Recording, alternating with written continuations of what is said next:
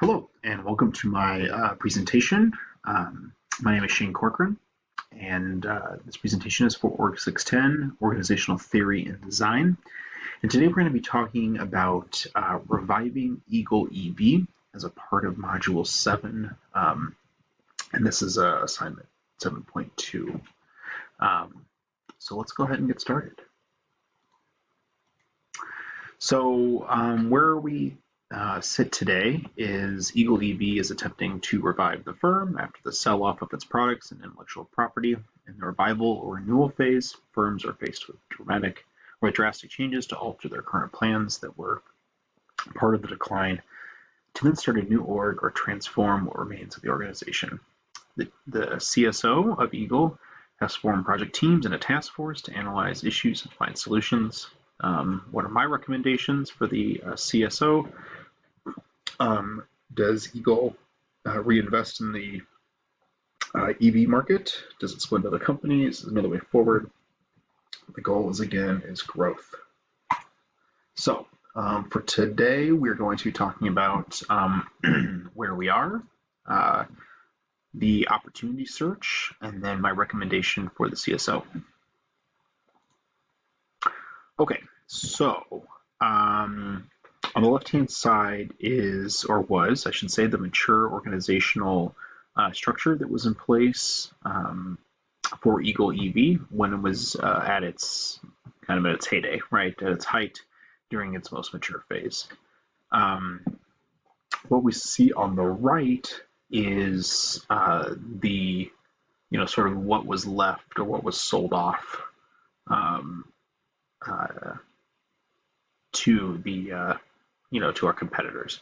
And so what this really did is it removed a lot of the senior management, and then we kind of slimmed down a lot of these departments to send over there as well, which really left us with nothing. I mean, we are left with a few senior partners and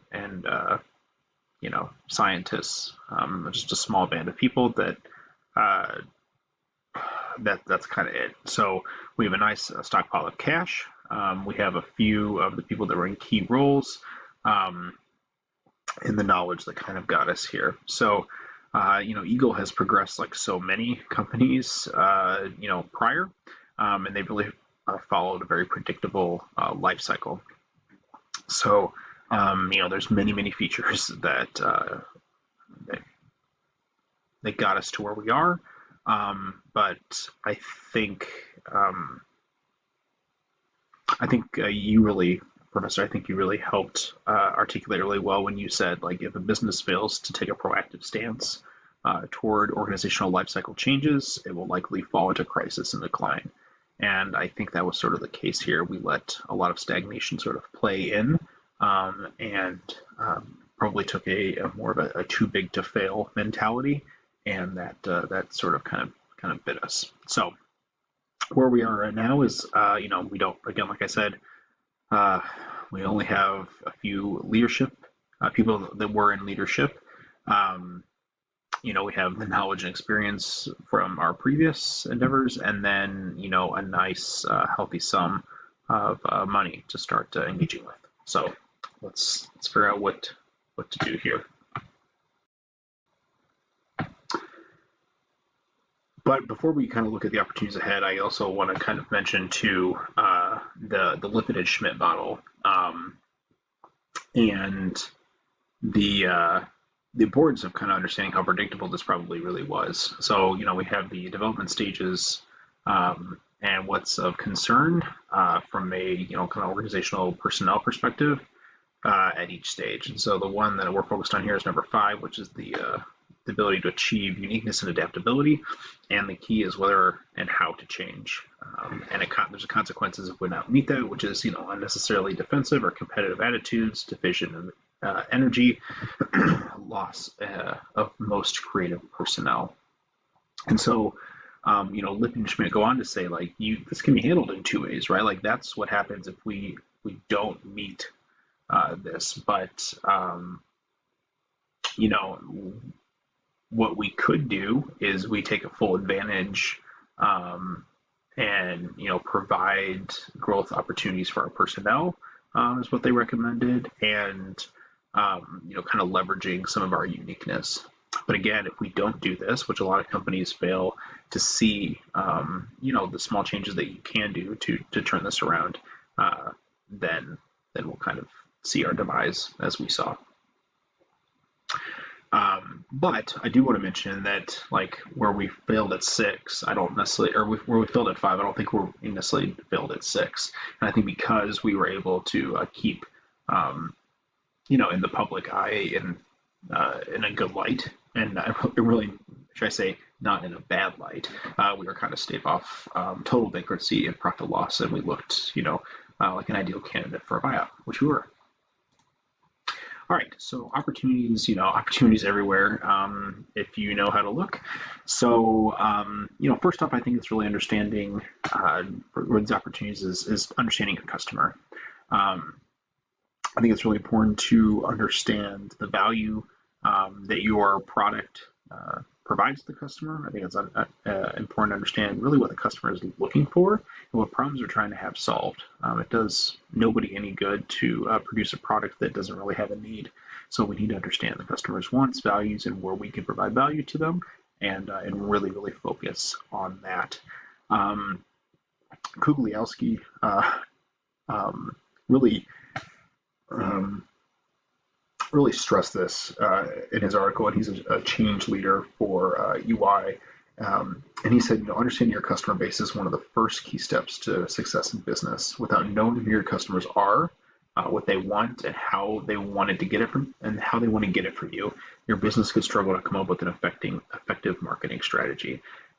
So again, really understanding your customer is really important.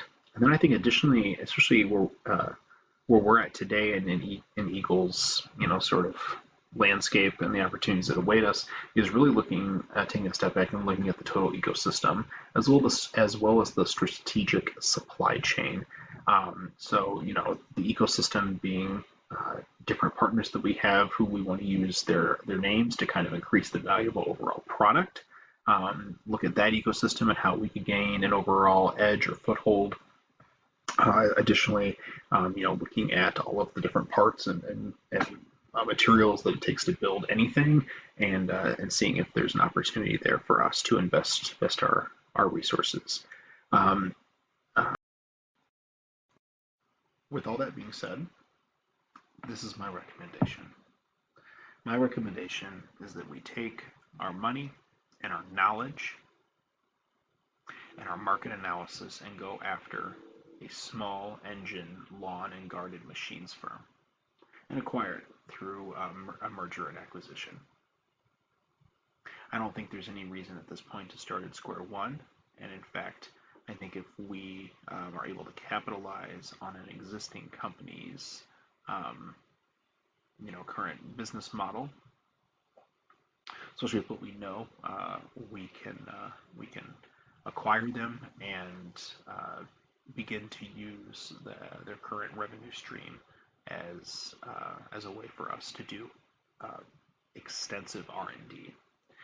I think the future of EV in general is really around battery technology and how we can go farther, and how it can survive, how these batteries can survive, or how they can weather the elements rather, um, and provide just a lot more distance.